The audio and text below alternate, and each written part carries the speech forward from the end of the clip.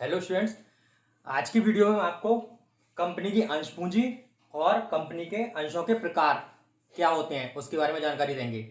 जिसमें जो कंपनी की अंश पूंजी होती है, जैसे जो कंपनी की जो पूंजी होती है वो टुकड़ों में विभक्त होती है जिनको अंश कहा जाता था, और उन अंशों से प्राप्त धनराशि को कंपनी की अंश पूंजी कहा जाता है।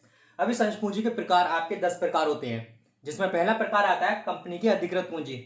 तो अधिकृत पूंजी कंपनी की वह पूंजी होती है जिसको कंपनी के पार्षद अंतर नियम के तहत पंजीकृत कराया जाता है, इसलिए उसको कंपनी की अधिकृत पूंजी कहलाया जाता है, क्योंकि वो पूंजी कंपनी के कार्य के लिए वेरीफाई कर दी जाती है।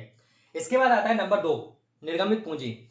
तो ऐसी पूंजी जो जनता को क्रय करने के लिए आप आमंत्रित करते हैं, यानी कि अंशों के क्रय करने के लिए अगर आप किसी प्रकार से जनता को आमंत्रित कर रहे हैं, तो जितनी पूंजी आप जनता के लिए देते हैं या अंशों के रूप में देते हैं, तो उससे प्राप्त संबंधित जितनी भी पूंजी होगी वो आपकी निर्गमित पूंजी कहलाएगी। इसके बाद आता है प्रार्थित पूंजी।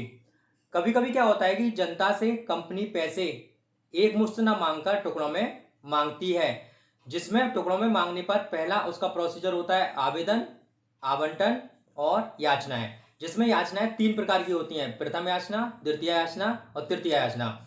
जब अगर कोई अंशधारी अंशों का जब भुगतान करता है और अंशों के भुगतान करने में वो किसी याचनाओं का भुगतान नहीं कर पाता है, जो कंपनी को धनराशि प्राप्त नहीं हो पाती है, तो ऐसी पूंजी को हम प्रार्थित पूंजी कहते हैं।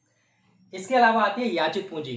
तो याचित पूंजी आपकी वह पूंजी होगी जो निर्गमित पूंजी का वह भाग जो आपको अभी प्राप्त नहीं हुआ है, यानी कि याचना के योग्य है और वो अभी आप प्राप्त नहीं कर पाए हैं, ऐसी पूंजी को हम याचित पूंजी कहते हैं। इसके बाद आपका आता है अयाचित पूंजी। तो अयाचित पूंजी वह पूंजी होती है जैसे कि प्रार्थित पूंजी जो होती है, अगर इसका भाग कंपनी के द्वारा नहीं मांगा जाता है तो वो हमारी अयाचित पूंजी कहलाएगी। इसके बाद आता है आपका चुकता पूंजी। तो चुकता पूंजी होता है कि जैसे जो याचित पूंजी थी, अगर इसका भुगतान अंशधारी कंपनी को निर्धारित समय सीमा के अंतर्गत कर देता है, तो ऐसी पूंजी हमारी चुकता पूंजी कहलाती है। इसके बाद आता है आपका संचित पूंजी।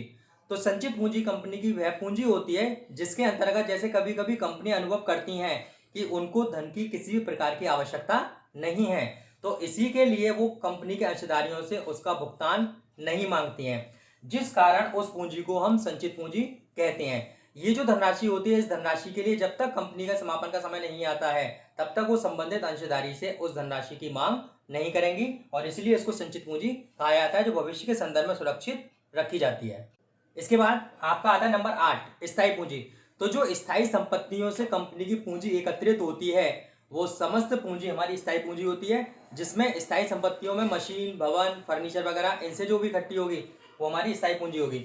इसके बाद आता है चल पूंजी। चल पूंजी वह पूंजी होती है जो अपने क्रियाकलापों के माध्यम से आगे क्रमबद्ध तरीके से चलती है, जैसे कच्चा माल है, हस्तगत रोकड़ है, या किसी प्रकार के प्रतिस्थापन व्यय है। तो इन समस्त से धनराशि जो इकट्ठी होती है वो हमारी चल पूंजी होगी। इसके बाद आती है कार्यशील पूंजी। कार्यशील पूंजी हमारी वह पूंजी होती है जिनमें चल संपत्तियों का चल दायित्वों पर आधिक्य है, यानी कि चल संपत्तियां तो आपकी ज्यादा होंगी और आपके चल दायित्व यानी कि करंट लायबिलिटीज और करंट एसेट्स, यानी कि आपकी करंट एसेट्स ज्यादा होंगी और करंट लायबिलिटीज कम होंगी।